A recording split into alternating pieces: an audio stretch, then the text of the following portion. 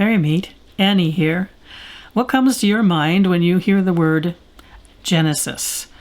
Well, perhaps you think of the book in the Bible, and it seems there's a luxury car named it, made by Hyundai. Who knew? I admit that what comes to mind for me is Barclay's protomorphosis syndrome. That's what I said. Anyone out there know what that is? If so, Goddess bless you, my Trekkie, or Trekker if you prefer, friends.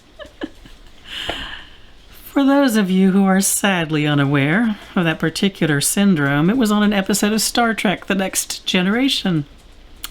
A rather intriguing episode where our beloved characters were devolving into more basic creatures. They were spiders and lizards and, well, it sounds really silly, but it was actually a pretty heavy episode. And of course, there was also Project Genesis in the second Star Trek movie. But I digress, or do I?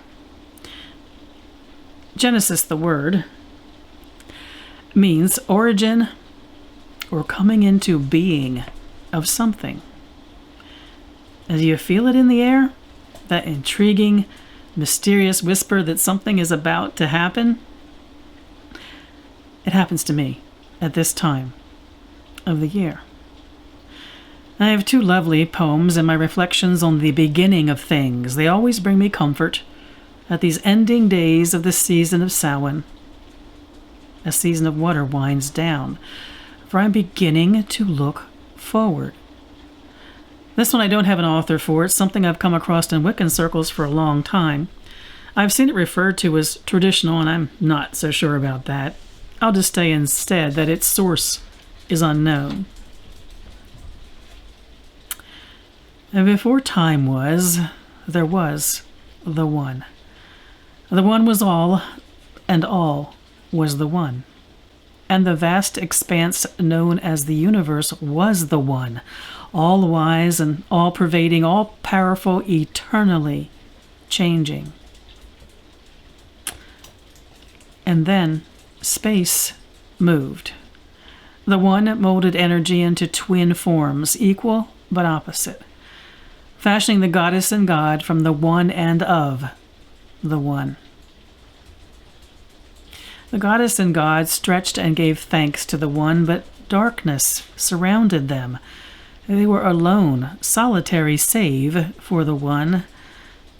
So they formed energy into gases, and gases into suns and planets and moons. They sprinkled the universe with whirling globes, and so all was given shape by the hands of the goddess and god. Light arose, and the sky was illuminated by 1 billion suns. The goddess and god, satisfied by their works, rejoiced and loved and were one.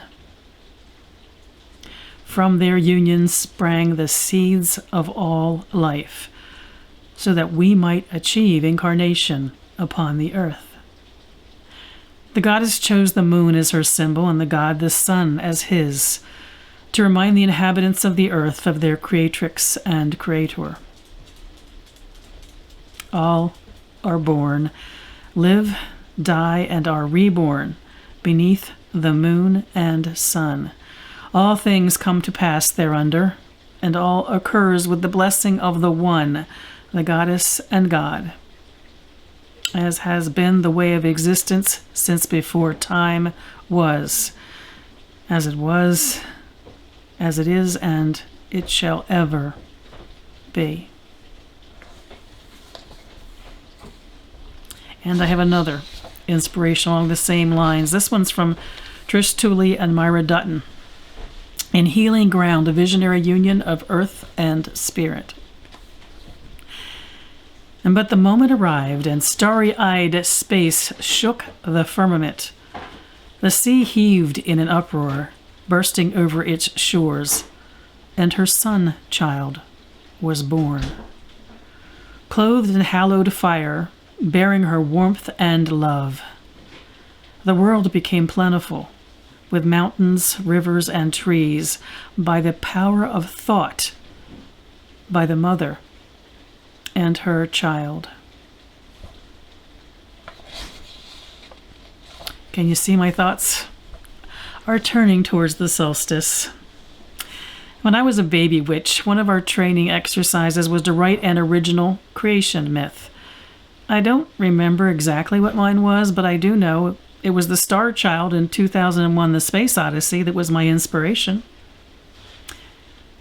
If you were going to write a creation myth, what would it be?